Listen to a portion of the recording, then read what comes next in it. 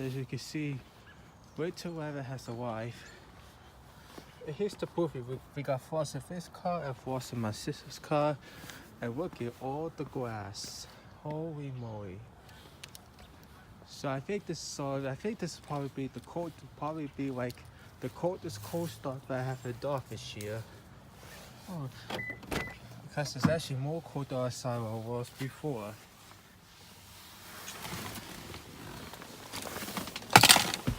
Okay.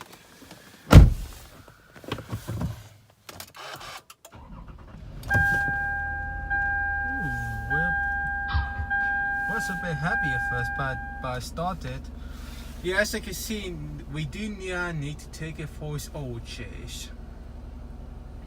So it's our auto, it's our the defrosters. Yep, so it's due for a service. So probably next week we're going to take it for a service. And that's it for now. Let me check to see the belt's so squeaky.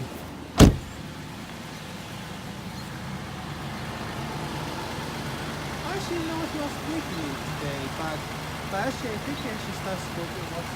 Once the engine comes out as well, when it starts to squeak, it starts making the squeaky noise. But other than that, have a good day, bye bye.